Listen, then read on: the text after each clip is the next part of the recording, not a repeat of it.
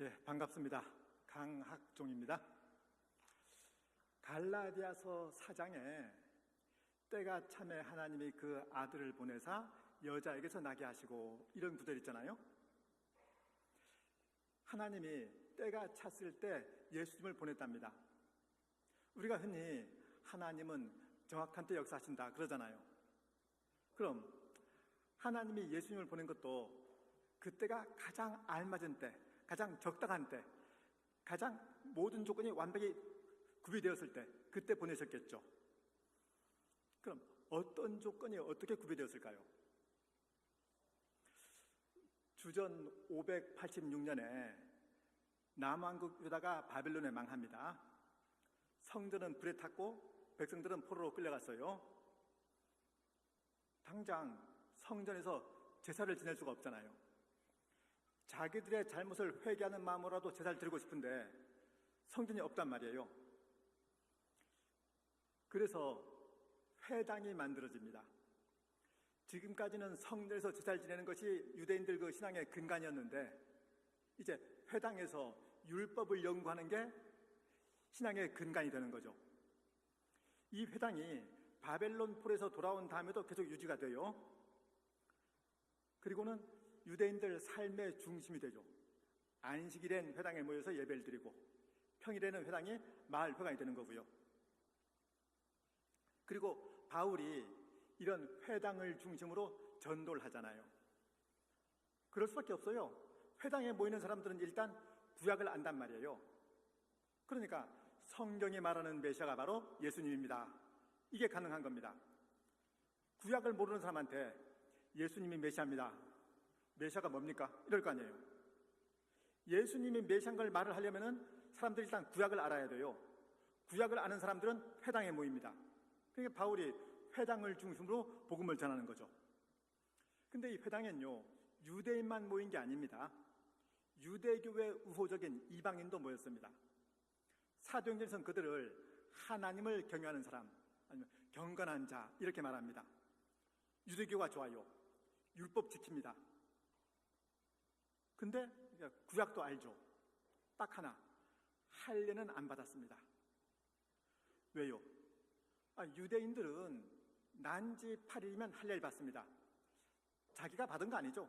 자기 몸에 할례가 행해진 거죠. 자기 의사와 관계없이. 그런데 이방인이 유대교로 개종하려면 달라요. 그때 마취제, 소독약 이거 없을 때입니다. 할례를 받는 게 보통 용기가 아니면 안 됩니다. 그러니까 할례가 상당한 진입장벽인 거예요. 이 사람들은 유대교가 좋습니다. 안식일마다 모이긴 모여요. 회당에 모일 때마다 얼른 할례 받아서 나도 제대로 좀 유대인 돼야 되는데, 그 반쪽짜리 유대인에 대한 그 안타까움, 이게 있었겠죠. 근데 바울이 유대인하고 그런 반쪽짜리 유대인하고 이 사람들을 대상으로 복음을 전하는 겁니다. 바울이 복음을 전할 적에 유대인들은 반발하고 이방인은 반색했죠. 그럴 수밖에 없는 게 바울이 뭐라 그래요? 율법이나 할례가 문제가 아니다. 그리스도를 믿는 믿음이 중요하다. 그러니까 유대인들은 발끈하죠. 자기들은 율법 지키는데 율법이 아무것도 아니래요. 돌로 쳐 죽여서라도 그 입을 닫게 해야죠. 이방인들, 하나님을 경외하는 경건한 이방인들 달라요.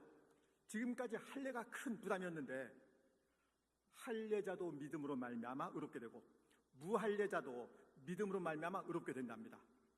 지금까지 할례가 큰 부담이었는데 그게 아니란 말 들은 거예요.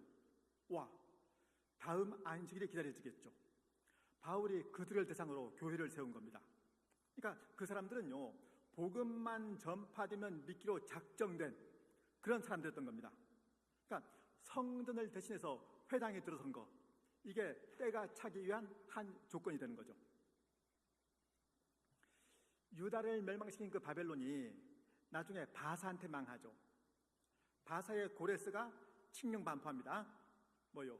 유대인들은 고국에 돌아가서 성전 지어도 좋다.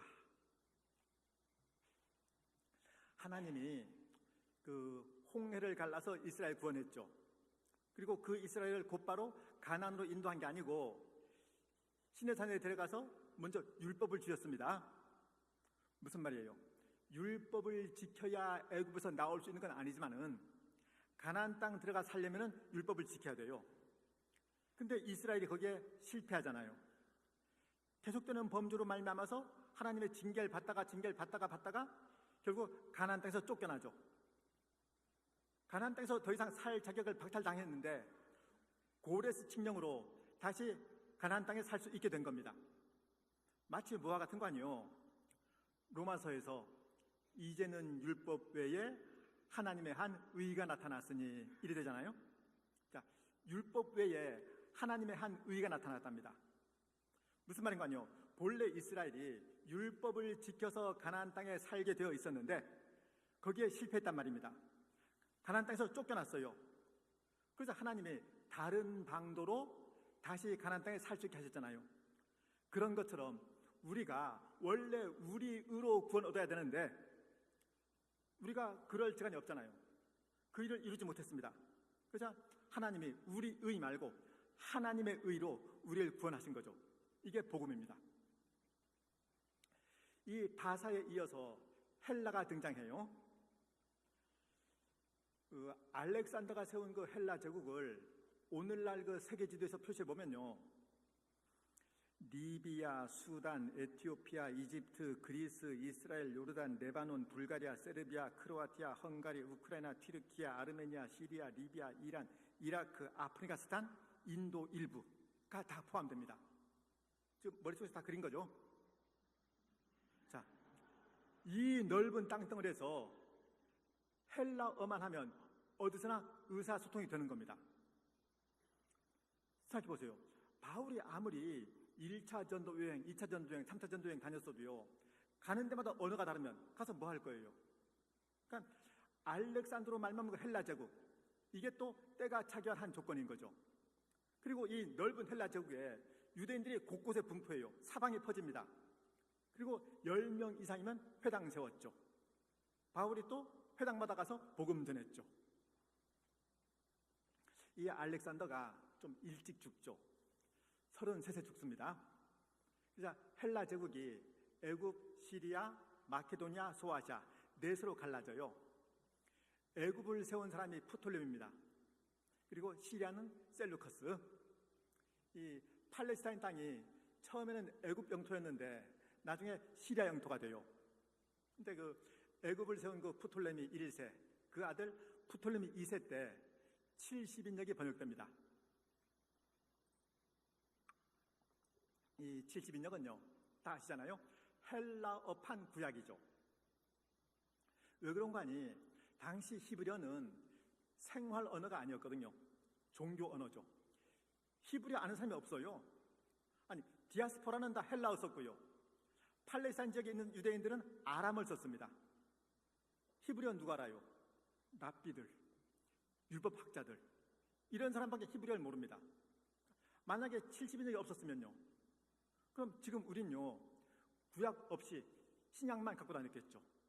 그러니까 70인역이 또 때가 차기한 한 조건이에요. 이 시리아에 안티오코스 3세라는 왕이 있었습니다. 자칭 알렉산더 후계자예요. 자기 자신을 알렉산더에 견줄 정도니까 나름대로 힘 좀 쓰는 사람이었겠죠. 상당한 정복군주입니다. 열심히 땅을 넓히는데 그 당시 강대국 중에 로마 있잖아요. 롬하고 갈등을 빚습니다. 어떻게 한판 붙어야 될까요? 성질 죽여야 될까요? 갈등하는데 마침 그때 2차 포에니 전쟁으로 로마를 벌벌 떨게 했던 그 한니발이요, 알프스 넘어서 로마로 쳐들어갔던 그 한니발이 시리아에 망명와 있었어요. 안티오코스 3세가 자기도 한가락하는데 지금 자기한테 한니발이 와 있습니다. 로마하고 한번 붙어볼만 하잖아요. 붙었습니다. 박살났어요. 전쟁 배상금 1만 5천 달러 조건으로 이제 항복을 합니다. 별 수 없이 나라 안에 있는 그 모든 그 신전 재산을 압류하기로 해요. 근데 신전에서 돈을 순순히 내놓나요? 사막에서 반란이 일어나죠. 억지로 빼앗아야죠. 이렇게 하다가 그만 암살당합니다. 아들 셀루커스 4세가 왕위를 이었어요. 왕위만 이은 게 아니고 전쟁 배상금도 같이 이어받았죠. 아버지하고 똑같이 또 열심히 신전 약탈하다가 또 암살당합니다. 그 동생 안티오코스 4세가 왕이 됐어요. 안티오코스 4세가 고민에 빠집니다. 왜 우리 시리아가 로마보다 약할까? 왜 우린 힘이 없어 이 숨을 당한단 말인가? 하다 보니까 맞아요. 유대인이 문제예요. 유대인이. 왜요? 로마는 사상 통일이 되어 있습니다. 문화가 통일되어 있어요. 자기들은 유대인들이 겉돌잖아요. 신도 다른 신 섬기고 자기들만 유별나게 안식일 지키고 부국 강병을 위해서 유대교를 말살해야 되겠어요. 그래서 이제 할 일을 금지시키고요. 율법을 지키지 못하게 합니다. 잘 보세요. 안티오코스 4세가 유대교에 억하심정이 있는 거 아닙니다. 나름대로 부국 강병책이에요. 아니, 한 나라 왕인데 그 나라를 강성하게 만들 포부가 없을 수 없잖아요. 나라를 강성하게 만들려다 보니까 유대인이 걸림돌이란 말이에요. 바로 잡아야죠. 무슨 말인가요? 이 세상 사람들이 악의를 가져서 기독교를 적다는 거 아닙니다. 세상을 살아가는 자연스러운 모습으로 기독교를 적대해요. 젊은 분들은 모를 것 같은데 혹시 밀양영화 보셨나요? 밀양영화 그렇죠. 기독교를 제대로 욕보인 영화잖아요. 그런 영화를 왜 만들었게요? 기독교를 욕보이려고 만든 거 아니에요. 정상적인 작품 활동이죠. 정상적인 작품 활동에 힘쓰다 보니까 그런 작품이 나온 겁니다. 기독교를 제대로 욕보이는요. 이 세상 사람들은요, 세상을 살아가는 자연스러운 일상적인 모습을 통해서 기독교를 대적한단 말이에요.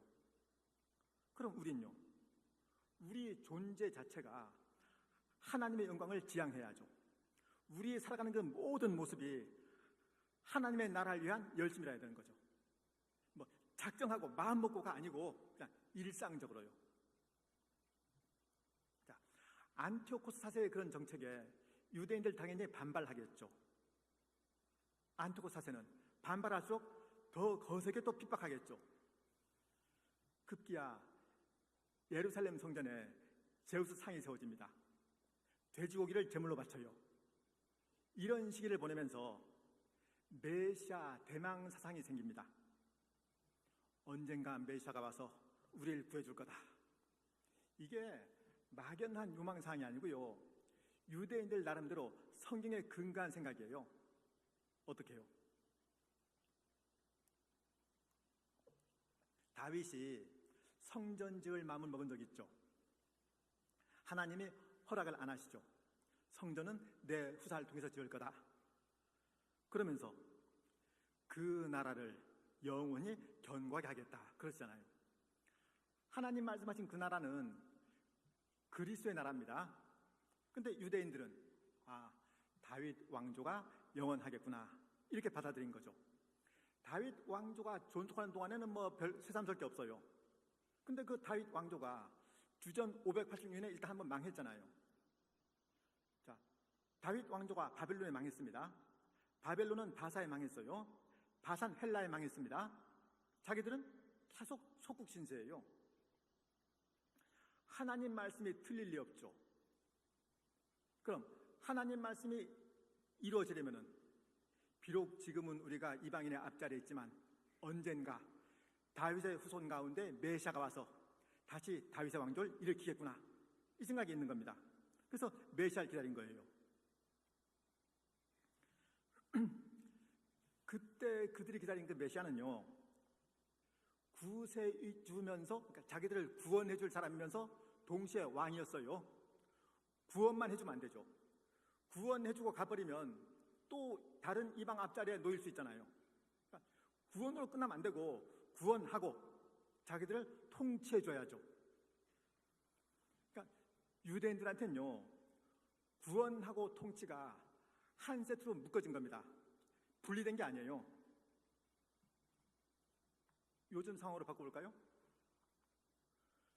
구원은 믿음으로 얻지만 순종은 자기가 선택하는 거다가 아니란 말씀입니다.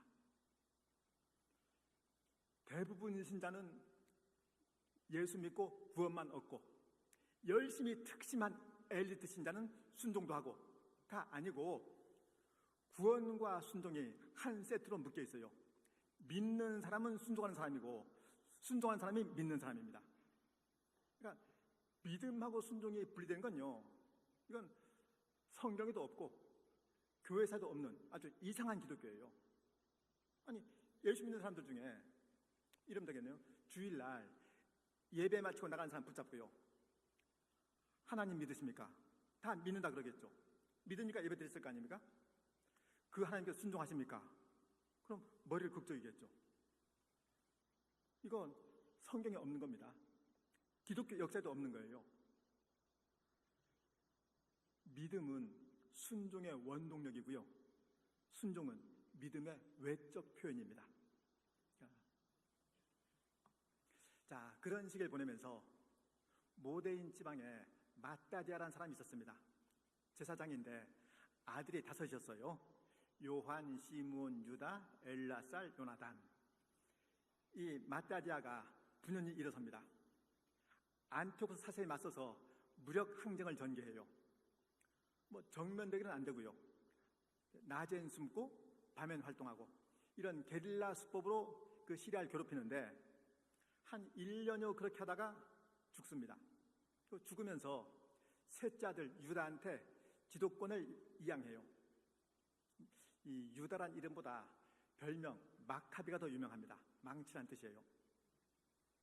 이 마카비가 아버지를 대신해서 유대인을 이끕니다. 연전연승을 거뒀어요. 싸울 때마다 이겼습니다. 전력은 열세인데 이겨요. 안티오코스 사세가 열받잖아요. 대대적으로 군제를 개편해서 홍구멍을 내려 그러는데 대대적으로 군사를 모집하려고 해보니까 국고가 모자란 겁니다. 정세가 어수선하니까 지방 곳곳에서 세금이 또 제대로 안 거쳤어요. 이거 안 되겠다, 내가 가서 이것들 혼내주고 세금 걷어야 되겠다 해서 군사를 반으로 나눕니다. 신복 리시아스한테 군사 절반을 주면서 저 유대인들 정벌해라 그러고요, 자기는 나머지 절반 이끌고 파르테아로 원정을 떠나요. 근데 리시아스가 계속 고전했습니다. 안티오코스 사세도 정세가 안 좋았어요. 이 안티오코스 사세가 어떤 성을 공격했는데 패했습니다. 그리고 집거 중인데 사신이 왔어요.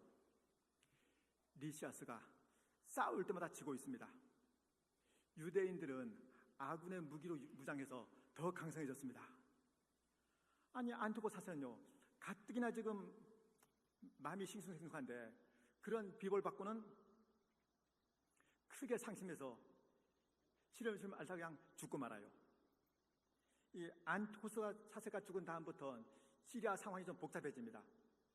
우선 아들 안티오코스 5세가 왕위를 이어받았죠. 그런데 안티오코스 사세는 형한테서 왕위를 이어받았잖아요. 셀루커스 사세.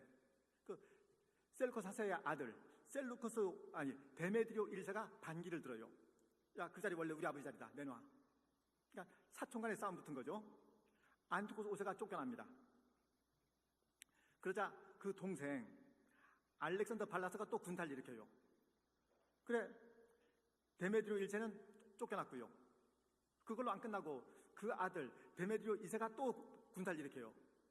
사촌 간에 숙질 간에 이렇게 엎치락뒤치락 계속 왕위가 바뀝니다.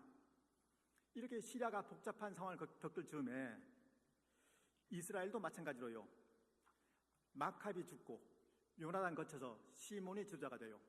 그리고 시몬 때 결국 시리아 압제에서 벗어납니다. 이렇게 해서 하스모니아 왕조가 시작돼요. 이 하가 영어로 치면 정과사 더입니다. 더. 그러니까 그 시몬, 하스모니아 왕조예요. 하스모니아 왕조를 시작한 시몬이 죽고 아들 요한 힐카누스가 그 자리를 대신하는데요, 이 요한 힐카누스는 하나님 주신 그 가나안 땅을 회복하는 것, 이걸 자기의 사명으로 알았습니다. 그래서 사마리아를 정복해요. 그리심 산에 있는 사마리아 성전을 부숩니다.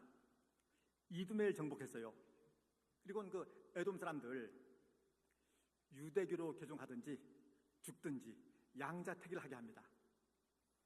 이때 유대교로 개종한 사람 중에 헤롯 안티파터라는 사람이 있었는데요. 이 헤롯 안티파터가 마태복음에 나오는 그 유명한 헤롯 대제의 아버지입니다.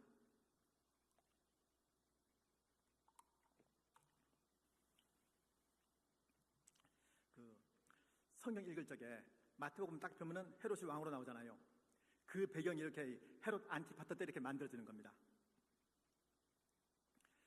시몬으로부터 시작된 이 하스모니아 왕조는요, 시몬 다음에 요한 힐카누스, 그 다음 아리스토블루스 1세, 얀네우스 이렇게 이어지다가 얀네우스가 죽고 그 두 아들 힐카누스 2세하고 아리스토블루스 2세 사이에 또 왕권 다툼이 벌어져요. 왕권 다투면 뭐 어쩌나 다 있는 일인데 빨리 끝나면 되거든요. 빨리 끝나면 나라가 안정이 됩니다. 근데 안 끝나서요 6년간 싸웠습니다. 나라 꼴이 뭐가 되겠어요? 6년간 치고받고 하다가 이 히카누스 2세하고 아리스토블루스 2세하고 둘 다 로마의 도움을 구해야지. 그래서 로마한테 SOS를 합니다. 양쪽 다. 그즈음 그 로마 폼페이우스가 동방원정 중이었어요. 힐카누스 2세도 사신 보내고 아리스토블루스 2세도 사신을 보냈습니다. 힐카누스 2세의 사신이 방금 말씀드린 헤롯 안티파터였습니다. 수완이 좋았나 봐요. 이 폼페이우스가 힐카누스 2세 손을 들어줍니다. 그럼 아리스토블루스 2세는요? 당연히 반발하겠죠. 성문을 걸어잠그고 항전합니다. 뭐 그래봐야 뭐 로마를 당하겠어요? 결국 진압당했죠. 그래서 이스라엘 정권은 힐카누스 2세한테 돌아갔고요. 아리스토블루스 2세는 아들, 딸과 함께 로마로 압송됩니다. 그리고 이렇게 해서 이스라엘이 로마의 속국으로 전락되는 거죠. 이즈음 로마는 삼두정치 체제였습니다. 뭐 세계사에 다 배웠잖아요. 뭐 카이사르, 폼페이우스, 크라수스 이 셋이서 나라를 해먹었어요. 이 크라수스가 파르티아 원정 중에 죽어요. 그러니까 카이사르, 폼페이우스 둘 남았잖아요. 세계사에는 카이사르가 더 유명하죠. 세계사에서는. 실제 이때 군사력은요 폼페이우스가 더 강했습니다. 카이사르 지지 기반은 갈리아하고 로마뿐이었고요. 폼페이우스는 그리스, 소아시아, 시리아, 이집트, 북아프리카, 이베리아 반도 다 폼페이우스 영향 아래에 있었습니다. 제회권도 폼페이우스한테 있었어요. 어느 만큼이었는가요? 당시 그 폼페이우스 쪽에서 전략회의를 하잖아요. 그때 의결한 것 중에 하나가 이번 전쟁 끝나면 카이사르를 지지했던 그 원로원 의원들 재산을 다 압수해서 우리가 나눠 갖자. 이걸 의결합니다. 얼마나 욕심 사나웠느냐 이 뜻이 아니고요. 행여질 수도 있다. 이 생각을 전혀 안 한 겁니다. 근데 카이사르가 그런 싸움에서 이겼잖아요. 그리고 카이사르가 이긴 게 전부가 아니고요. 헤롯 안티파터가 카이사르의 줄을 섰어요. 그러니까 안티파터 입지가 더 탄탄해지는 거죠. 카이사르가 그 안티파터한테 로마 시민권을 주면서 유대 행정장관을 삼습니다. 나중에 카이사르가 죽고 좀 있다가 또 안티파터 죽는데요. 안티파터 죽은 다음엔 카이사르 부장이었던 그 안토니우스가 그 아들 헤롯을 유대의 분봉왕으로 임명을 해요. 근데 이때 로마 정치 판세에 지각 변동이 일어납니다. 카이사르가 암살을 당하죠. 카이사르가 죽으면서 했던 말 다 들어보셨죠? 브루투스 너 맞아. 근데 이건 실제 상황이 아닙니다. 브루투스 너 맞아는요 카이사르가 한 말이 아니고 셰익스피어 희곡 대사예요. 근데 카이사르하고 브루투스 어머니가 그렇고 그런 사이였거든요. 그러니까 당연히 카이사르는 브루투스를 알뜰살뜰 챙겼겠죠. 그런 브루투스가 자기한테 칼 겨눴으니까 뭐 그만큼 충격이었겠죠. 이렇게 로마가 북새통을 치르는 동안에 아까 힐카누스 2세가 득세하고 아리스토블루스 2세는 로마에 압송되었는데 그 아들 안티고노스가 로마를 탈출합니다. 그리고 파르티아에 가서 파르티아 지원을 얻고 유대 땅으로 쳐들어왔어요. 헤롯은 꼼짝없이 당했잖아요. 허겁지겁 이두메로 도망갔다가 본래 에돔 사람이잖아요. 이두메를 거쳐서 로마로 갑니다. 그리고 안토니우스한테 가서 자취중을 얘기를 하는 거죠. 안토니우스는 아니 자기가 세운 분봉왕을 감히 쫓아냈어요? 열받잖아요. 그것만이 아니고 파르티아는 로마의 적대국입니다. 팔레스타인 땅이 파르티아 영향 안에 들어가는 건 이건 로마에 안 좋아요. 당연히 막아야 됩니다. 그래서 안토니우스가 원로원 회의를 소집해갖고요, 헤롯을 유대 왕으로 임명하고 군사를 줍니다.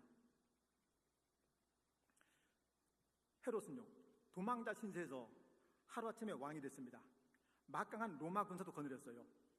그 군사 이끌고 팔레스타인 땅으로 다시 진입했죠.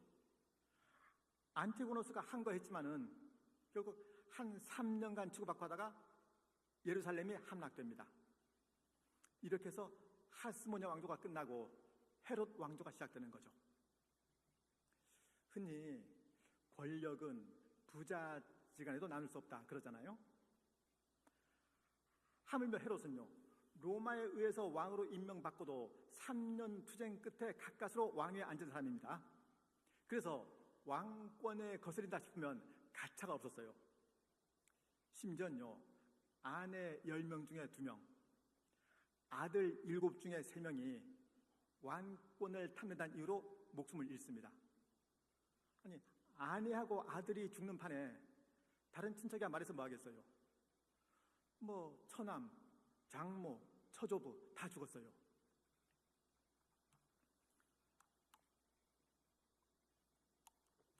그리고 로마에서는 2차 3도 정치가 시작됩니다. 안토니우스, 옥타비아누스, 레피두스. 잠깐만 시계를 좀 거꾸로 돌리고요. 폼페이우스가 카이사르한테 졌잖아요. 그래서 망명지로 택한 곳이 이집트였습니다. 근데 당시 이집트는 정세가 좀 어수선했어요. 남매지간인 클레오파트라하고 프톨메 13세가 남매입니다. 남매이면서 부부로 공동 통치자였습니다. 근데 프톨메 13세가 누나를 쫓아내고 혼자 단독으로 왕을 해먹어요. 클레오파트라 열받겠죠. 그런 어수선한 상황에서 정권 다툼에서 패한 망명객이 달가울 리가 없잖아요. 암살당합니다. 그리고 폼페이우스가 죽은 다음에 카이사르가 애굽으로 온 거죠. 이때 클레오파트라가 알몸인 상태에서 양탄자로 몸을 감싼 채 카이사르를 맞았다는 일화가 전해집니다. 그러니까 카이사르는 클레오파트라를 통해서 이집트에 자기 영향력을 심고 싶었을 거고요. 클레오파트라는 카이사르를 이용해서 왕권을 되찾고 싶었겠죠. 그랬던 클레오파트라가 이번엔 안토니우스의 여인이 돼요. 이제 안토니우스의 그 군사적인 재능을 통해서 더 넓은 영토를 갖고 싶었겠죠. 이제 그러는 중에 안토니우스, 옥타비아누스, 레피두스가 협정을 맺습니다. 로마 제국을 3분해서 각자 한 부분씩 다스리는 거예요. 특히 그 안토니우스하고 옥타비아누스는요, 처남 매부지간이 됩니다. 안토니우스가 옥타비아누스 누나하고 결혼했어요. 우리 앞으로 사이좋게 지내자 했는데 안토니우스한테는 이미 클레오파트라가 있잖아요. 아들까지 있었어요. 그러니 안토니우스하고 옥타비아누스가 남남되는 건 시간 문제였습니다. 무엇보다 둘 다 내가 진짜 오리지널 카이사르 후계자다, 이 욕심이 있습니다. 분명히 개인적인 욕심이었는데 그 개인적인 욕심이 이제는 로마와 이집트, 국가 간 싸움으로 비화되는 거죠. 이렇게 해서 악티움 해전이 벌어져요. 그 악티움 해전에서 옥타비아누스가 이깁니다. 클레오파트라 안토니우스가 졌어요. 안토니우스는 자살했고요. 클레오파트라는 또 옥타비아누스한테 꼬리를 쳤는데 안 받아줍니다. 클레오파트라도 스스로 목숨을 끊었어요. 이제 옥타비아누스가 로마의 주인이 된 겁니다. 원로원은 옥타비아누스한테 아우구스투스, 존엄한 자라는 칭호를 바쳤고요. 그 다음부터는 아우구스투스가 황제라는 뜻이 돼요. 악티움 회전에서 이긴 그 옥타비아누스가 로마로 돌아와서 제일 먼저 한 일 중에 하나가 야누스 신전의 문을 닫은 일입니다. 이 야누스 신전은요, 전쟁 중엔 문을 열고 평화 시엔 닫습니다. 그런데 2차 포에니 전쟁으로 한니발 위기 때문에 위기에 놓였다가 이겼을 적에 그때 잠깐 닫힌 것 빼고는요, 무려 500년간 열려 있었어요. 500년 동안 열려있던 그 야누스 신전 문이 닫힌 겁니다. 이렇게 해서 로마의 평화, 팍스 로마나가 시작돼요. 악티움 회전에서 옥타비아누스가 이겼다. 안토니우스 박살났다. 이 소식에 낙담한 사람이 사실 한둘이 아니었겠죠. 당사자인 옥타비아누스, 안토니우스는 물론이고 그 주변 실세들, 멀리서 돈 대주면서 응원한 사람들, 전부 다 운명이 왔다 갔다 할 거 아닙니까? 낙담한 사람 중에 한 사람이 헤롯입니다. 그럴 수밖에 없죠. 자기를 유대 왕으로 임명한 사람이 안토니우스잖아요. 당연히 안토니우스 편 들어야죠. 그럼 그 안토니우스가 이겨야 자기 정책 입지가 더 견고해질 텐데 졌단 말이에요. 자기는 어떻게 되는 거예요? 큰일 났죠. 일단 미지아 본전 삼고 아우구스투스를 만나서 담판을 짓기로 마음을 먹습니다. 내가 한번 가서 아우구스투스를 만나야 되겠다. 그래서 로마로 길을 떠나려니까 장모인 알렉산드라가 걸려요. 게다가 자기 아내 마리암네 1세가 자기 어머니나 자기 여동생하고는 사이가 되게 안 좋았습니다. 그래서 장모하고 아내를 알렉산드리움 그 요새에 머물게 합니다. 그리고 자기 수하 소에무스한테 지키게 해요. 그리고 밀명을 내립니다. 내가 이제 로마에 가는데 일이 잘못되어서 돌아오지 못할 수도 있다. 내가 죽거든 이 둘은 죽이고 내 동생으로 하여금 정권 잡기 좀 도와달라 하고는 길을 떠났습니다. 이때 헤롯이 마리암네 1세하고 알렉산드리아를 그 알렉산드림 요새에 머물게 한 거는 일종의 보호 조치였어요. 자기 어머니나 자기 누이 동생하고는 만나지 않는 게 좋았습니다. 그런데 이 장모하고 아내가 마리암네 1세하고 알렉산드라가 보호 조치를 감금으로 여깁니다. 자기들은 갇혔단 말이에요. 열받잖아요. 헤롯에 대한 증오가 그냥 하늘에 사무쳐요. 야 이거 헤롯, 그런데 해녀 헤롯한테 일이 안 좋은 일이 생기면 우리한테도 불똥 튀겠다 싶어서 소에무스를 극진히 구워 삼습니다. 그자 소에무스가 그만 두 여자한테 녹아나서 자기가 받은 그 밀명을 누설하고 말아요. 자, 아우구스투스를 찾아가는 그 헤롯이요, 마음이 어땠을까요? 자기는 안토니우스를 전폭 지지했습니다. 그 안토니우스가 죽었어요. 안토니우스와 한판 겨룬 아우구스투스한테 가서 무슨 말을 어떻게 해야 자기 안위가 보존될까요? 무슨 말 하는 거 아니요? 제가 누구의 친구였는지 묻지 마시고 제가 얼마나 좋은 친구였는지 그걸 생각해 주십시오. 이렇게 말합니다.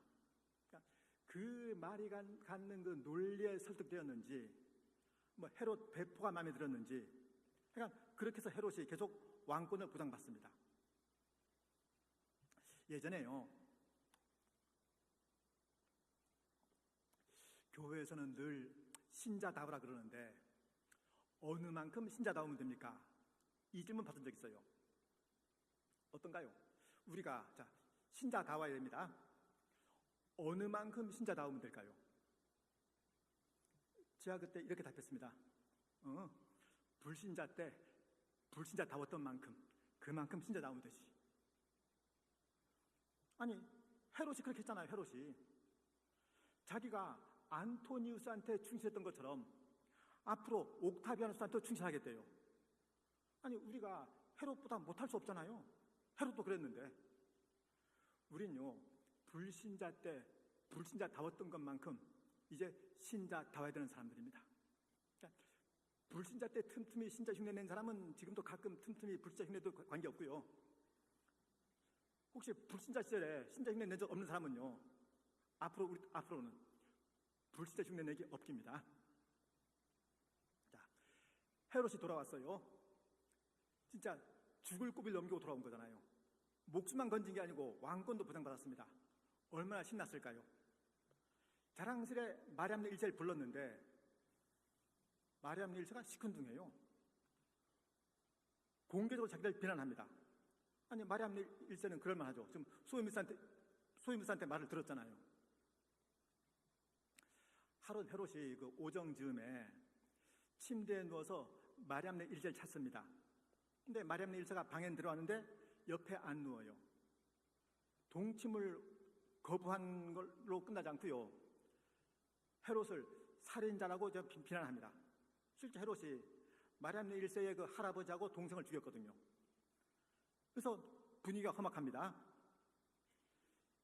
헤롯이 마리암네 일세한테 격분했어요. 누이 동생 살로메가 눈치를 챘습니다. 지금 기회다 해서 전부터 준비해둔 시나리오를 진행시킵니다. 그 헤롯한테 술 따르는 일 맡은 사람한테 왕비께서 왕이 마시는 술에 미약을 타달라고 부탁했습니다. 이렇게 말하게 한 겁니다. 미약, 최음제죠. 근데 왕이 술 마실 때 거기에 최음제 좀 타달라라고 부탁했다는데 정말로 타라고 한 게 미약인지 독약인지 누가 알 겁니까? 실제로 그런 부탁 한 적 없어요. 이 살로메가 그렇게 말을 지어낸 겁니다. 근데 헤롯은 그 말 듣고 가만히 있겠어요? 그 내시들 다 잡아다 문초합니다. 근데 아무리 문초해도 나올 게 없잖아요. 고문은 계속됩니다. 모진 고민 끝에 한 내시가 소에뭇을 얘기합니다. 왕비가 소에뭇의 말을 들은 다음부터 왕을 묘했습니다. 결국 소에무스하고 마리암네 일세가 처형당합니다. 장모 알렉산드라도 나중에 또 처형당했어요. 그런 헤롯이 나중에 또 한 여인을 사랑합니다. 제사장 시몬의 딸 마리암네 2세예요. 근데 권력을 이용해서 여자를 차지할 마음은 없습니다. 그런 건 폭군들이 하는 법이죠. 그러니까 헤롯 생각에 자기는 폭군이 아닙니다. 그러니까 정상적인 절차로 그 여자를 찾아오고 싶단 말이에요. 그럼 그 여자 집안이 한매하면 안 되겠죠. 좀 잘 나가는 집안이라야죠. 그래서 당시 대제사장 예수를 해임하고요. 제사장이었던 그의 아버지 시몬을 대제사장으로 임명합니다. 그럼 이제 대제사장 딸이 됐잖아요. 호적 세탁이에요. 그런 다음에 마리암네 이세를 자기 아내로 맞습니다. 마리암네 1세한테는 알렉산더하고 아리스토블루스하고 두 아들이 있었어요. 이들이 일찍부터 로마에서 컸습니다. 그리고 로마에 있다가 돌아왔어요. 고모 살로메가 그들을 반길 리가 없죠. 뭐 고모만 그러겠어요? 마리암네 1세 죽음에 관계된 사람들은 절대 안 반갑죠. 그 두 형제 중 누군가 왕이 되면은 자기들 목숨을 부둥 못할 거 아닙니까? 그러니까 열심히 헐뜯습니다. 헐뜯는 골자는요, 알렉산더와 아리스토블루스가 어머니를 죽인 헤롯을 미워한다, 이거였습니다. 계속 이렇게 말을 만들어요. 그런 모함이 효과를 봅니다. 헤롯이 슬슬 불안했어요. 그 두 아들을 견제할 목적으로 다른 아내 도리아한테서 난 아들 안티파테르를 왕궁으로 불러들입니다. 너네 왕자리 따놓은 당사로 여기지 마. 다른 사람이 다른 아들이 왕 될 수 있어. 이런 뜻이죠. 자, 이렇게 해서 알렉산더나 아리스토블루스는 왕위에서 좀 멀어지고요. 안티파테르가 왕위에서 좀 가까워진 그런 모양새가 됐습니다. 게다가 아리스토블루스의 아내가 고모 살로메의 딸이었어요. 그럼 그 아리스토블루스 아내는요, 남편이 하는 말을 전부 다 고모한테 일러 바칩니다. 고모는 또 그 말을 오빠 헤롯한테 다 전하는 거죠. 결국 헤롯이 이 알렉산더와 아리스토블루스가 왕권을 욕심내고 있구나 해서 둘 다 교수형에 처합니다. 그럼 이제 왕위는 안티파테르 몫이 됐잖아요. 이 안티파테르가 좀 또라이예요. 아니, 이제 왕위가 자기께 된 게 뻔히 보이는데 하루 빨리 왕이 되고 싶은 겁니다. 헤롯을 독살하려다 들켰어요. 죽습니다. 그리고 나중에 헤롯 죽었고요. 헤롯이 다스리던 그 땅은 뭐 다 아시죠? 헤롯 아켈라오, 헤롯 안디바, 헤롯 빌립 셋 한테 나눠갑니다. 셋 중에 우리한텐 헤롯 안디바가 제일 익숙하죠. 세례 요한 죽였잖아요. 이 헤롯 안디바가 로마에 갔다가 이복형 빌립의 집에 머뭅니다. 그랬다가 그만 형수 헤로디하고 눈이 맞았죠. 세례 요한이 이 일을 책망하다가 죽잖아요. 근데 이거 좀 이상하지 않나요? 아니, 헤롯 안디바가 뭐 갈릴리와 베레아 지방의 분봉왕이랐다 그래도 아니 빌립도 이두레와 드라곤의 분봉왕이었잖아요. 뭐 세력이 좀 못할 수 있는데 어떻게 마누라를 뺏기죠? 죽든 살든 한번 싸워야 되는 거 아니에요? 그게 아닌 게요. 헤롯한테 아들이 7 있었습니다. 7 아들 중에 알렉산더, 아리스토블루스, 안티파테르 3명은 왕위를 노린다는 그 죄로 죽었어요. 헤롯 아켈라오, 헤롯 안디바, 헤롯 빌립은 땅을 나눠봤습니다. 1명 없죠. 그 1명 어디 갔는 거 아니요?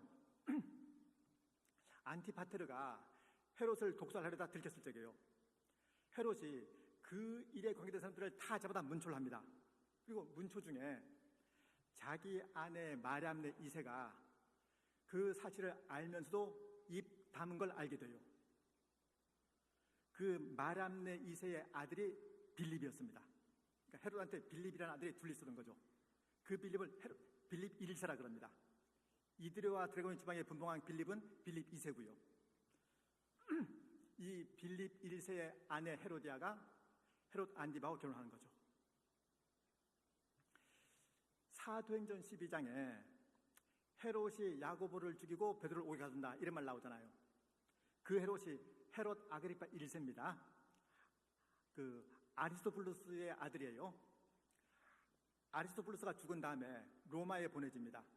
그래서 로마에서 그 뭐 한량처럼 지내다가 로마 황실에 속한 카리큘라하고 친분을 쌓게 돼요. 그러니까 알기 쉬운 말로 두 오렌지족이 만난 겁니다. 한 번 이런 말 했어요. 당시 황제가 티베리우스였는데 저 늙은 황제가 얼른 죽고 자네가 로마 황제가 됐으면 좋겠구만. 친구 사이에 할 수 있는 말이잖아요. 이 말이 티베리우스 귀에 들어갔습니다. 어떻게요? 꼼짝없이 옥에 갇혔죠. 그리고 한 6개월 옥에 지내는데 정말로 티베리우스 죽고 칼리굴라가 황제가 되는 겁니다. 아그리파 1세는요. 옥에서 나온 건 물론이고 마침 얼마 전에 헤롯 빌립이 죽었어요. 헤롯 빌립이 다스리던 그 땅을 이어받습니다. 헤롯 빌립은 분봉왕이었는데 아그리파는 정식 왕이 됐어요. 아그리파 1세가 왕이 되어서 금이 환영했습니다. 다 놀랐겠죠. 아니 백수 건달이 왕이 됐잖아요. 다 놀랐는데 특히 그 빌립을 버리고 안디바와 결혼한 그 헤로디아요. 이 헤로디아가 아그리파 1세를 시기를 해요. 원래는 오빠입니다. 아니 백수이던 오빠가 왕이 됐는데 자기 남편은 여전히 분봉왕이란 말이에요. 남편을 꼬드깁니다. 당신도 로마에 가서 황제 만나갖고 치사하게 분봉왕 말고 정식 왕 시켜달라 그래라. 우리 진짜 왕하자. 해서 안디바가 로마에 가요. 아그리파가 그 소식을 듣습니다. 그리고 칼리굴라한테 편지를 보내요. 안디바가 파르티아 왕과 결탁해서 영모를 꿈꾸고 있다. 무기고에 7만 명을 무장할 수 있는 갑옷이 있는 게 그 증거다. 그래서 미리 알려줍니다. 안디바는요. 정식 왕이 되고 싶은 욕심으로 로마 황제 만났다가 꼼짝없이 유배를 떠납니다. 그리고 안디바가 다스리던 그 영토도 전부 다 아그리파한테 넘어갔죠. 자, 그런데 칼리굴라가 안디바는 뭐 영무죄로 유배 보낼만 하죠. 근데 그 와이프 헤로디아 어떻게 해야 돼요? 친구 동생인데. 근데 칼리굴라가 은전을 베풀어요. 안디바를 유배 보내면서 그 아내는 같이 갈 필요 없다 그럽니다. 그리고 일정 재산을 떼어줬어요. 그냥 남편 따라가지 말고 여기 잘 살아라 했는데 헤로데가 말합니다. 행복할 때 함께 즐거워하다가 불행할 때 남편을 버리는 건 옳지 못한 처사입니다. 그래서 스스로 같이 유배를 가요. 좀 의외죠. 자기 본 남편 빌립은 기꺼이 버렸으면서 안디바는 진짜 사랑했나 봅니다. 이 사도행전에 나온 것처럼요, 헤롯 아그리파 1세가 갑자기 죽잖아요. 그죠? 사람들이 헤롯 아그리파를 신이라고 칭송하는데 그 칭송을 즐기다가 갑자기 죽습니다. 그때 아들 아그리파 2세가 17살이었습니다. 왕이 되기엔 좀 어렸어요. 그래서 그 다음부터 로마가 총독을 파견합니다.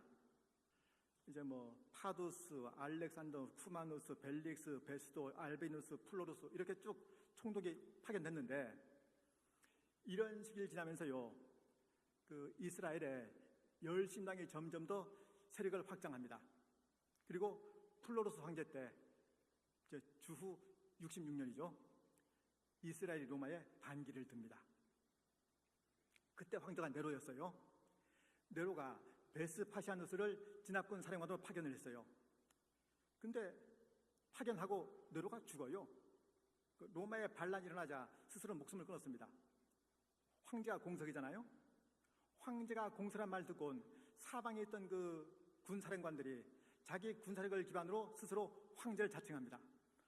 갈바, 오토, 비텔리우스 이런 사람들이 잠깐씩 황제를 했어요. 그리고 베스파시아누스가 황제로 추대됩니다. 베스파시아누스는요, 이스라엘 정복하러 갔는데 갑자기 황제하래요. 황위를 이어받기 위해서 로마로 돌아갔고요. 그 아들 티투스가 진압군 사령관이 되죠. 당시 예루살렘은 어떤 상황이었을까요? 사실 유대가 군사력으로 로마를 이길 수 없잖아요. 그럼 자기들끼리 똘똘 뭉쳐서 죽기로 항전했을 것 같은데 안 그렇습니다. 항전은 열심당이 주도했고요. 이스라엘엔 온건파도 있었거든요. 이 열심당이 로마에 맞서기에 앞서서 이 온건파를 탄압합니다. 어떻게 해요? 로마에 맞서 싸우는 게 하나님의 뜻이면 로마에 맞서 싸우지 않는 건 하나님 뜻에 어긋나는 거잖아요. 그러니까 당연히 그들을 핍박할 명분이 서는 거죠. 또 열심당들은요, 자기들이 이 전쟁을 통해서 피를 흘리면 흘릴수록 하나님이 메시아를 빨리 보내줄 거다, 이런 생각으로 싸웠습니다. 그리고 그 무모한 싸움 끝에 결국 함락당하죠. 지금 그 통곡의 벽, 그것만 남겨놓고 산산이 부서집니다. 예수님이 성전에서 장사한 사람을 내쫓은 적 있죠. 흔히 성전 청결, 성전 정화 이렇게 말하는데, 잘 생각해 보세요. 당시 성전이 부패했던 건 맞습니다.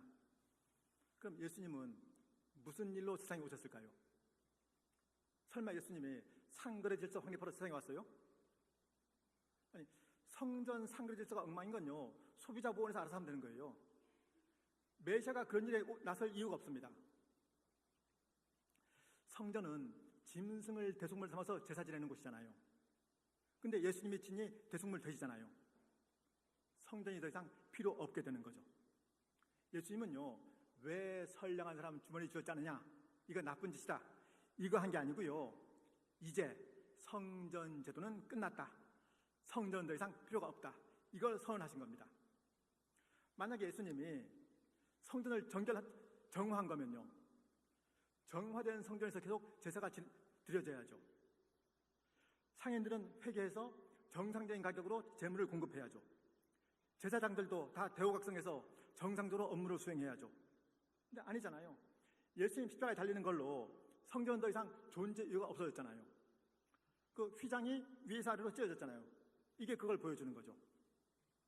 이제 누구든지 성전 제사장 통하지 않고 하나님께 직접 나아갈 수 있게 된 겁니다. 루터가 종교를 개혁한 거는 기독교를 부인한 게 아닙니다. 기독교의 골문 부분을 도려낸 거였어요.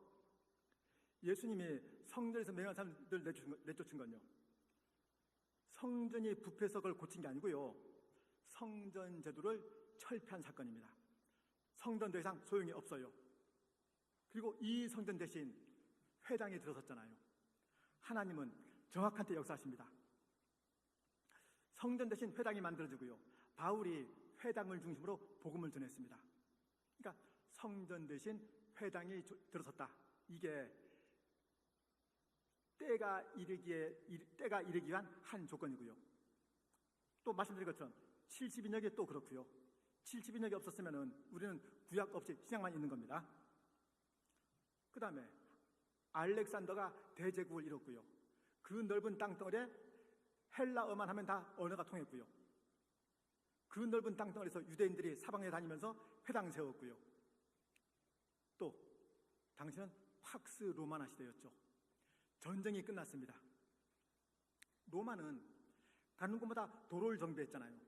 물론 군사적인 목적이었죠. 그래서 그 도로를 통해서 복음이 뻗어나갈 수 있게 된 겁니다. 요즘은요, 시간 되면 좀 여행 좀 하겠는데, 여행을 누구나 다 좋아합니다. 삶의 여유를 즐기는 게 여행이죠. 근데 트러블, 어원이 같아요. 트래블은 트러블입니다. 지금은 여행이 삶의 여유를 즐기는 건데요, 이 시대 여행은요, 목숨을 걸어야 가능한 겁니다. 언제 강도 만날지, 언제 맹수 만날지 그걸 누가 알아요? 근데 팍스 로마나 때 그게 해소됐단 말이에요. 이제 마음대로 복음을 전할 수 있게 된 거죠. 이게 또 하나의 하나님의 때인 거죠. 때를 뜻하는 헬라가 두 가지인 거 아시죠? 카이로스, 크로노스. 크로노스는 그냥 시간이 가면 이르는 때입니다. 카이로스는 특정 사건이 이루어지는 그런 때를 말하는 거고요. 그러니까 크로노스의 때가 이루기 위해서는요, 지구의 자전과 공전 이것만 있으면 돼요. 아무것도 필요 없습니다. 카이로스의 때가 이루기 위해서는 어떤 의미 있는 사건이 성취가 되어야죠. 어떤 사람이 낚시를 갑니다. 네, 딱 10마리만 낚아야지 하고 낚시를 시작했어요. 10마리를 낚으면 그만할 때가 되었죠. 카이로스의 때가 된 겁니다. 어떤 사람이 5시간만 낚아야지. 이때는요, 몇 마리 낚았는지 관계없이 5시간 지나면 일어날 때가 된 거죠. 크로노스입니다. 그럼 때가 참에 하나님이 그 아들을 보내사, 이 때가 참에 크로노스일까요? 카이로스일까요? 당연히 카이로스겠죠. 근데 크로노스예요. 이때 크로노스가 쓰였습니다.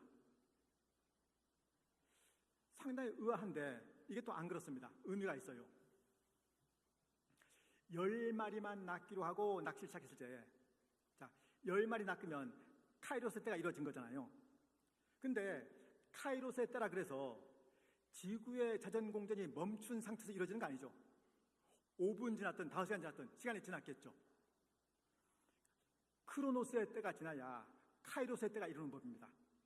모든 카이로스는 크로노스를 그 배경으로 해요. 크로노스가 없는 카이로스는 없습니다. 하나님이 예수님을 보내기 전에 이 모든 준비를 하신 겁니다. 어느 날 갑자기 그렇게 하신 게 아니고요, 이 세상 역사 흐름에 친히 개입해서 한 나라가 일어서고 한 나라가 망하는 그런 그 역사의 그 생존 속에서 하나님이 숱한 사람들을 통해서 이 모든 일을 이루신 겁니다. 예수님 보낼 그 때를 가늠하셨고요, 이 땅에 교회를 세울 준비를 하신 거죠. 우리가 흔히 말하는 신구약 중간사요. 이 신구약 중간 시대가 무슨 시대인 거 아니? 하나님이 이 땅에 교회를 세우기 위한 인프라를 준비한 시간입니다. 그럼 그 하나님이 지금은 뭐하고 계실까요? 우린 모르죠. 우리가 할 일은요, 그냥 하루하루 주어진 일 성실히 사는 일입니다. 우리한테 주어진 그 크로노스를 하루하루 성실히 보내는 거예요. 그 성실함 속에서 언젠가 카이로스도 이루어지겠죠. 하나님이 그런 우리의 삶을 통해서 또 하나님의 일을 이루실 겁니다. 기도하시겠습니다.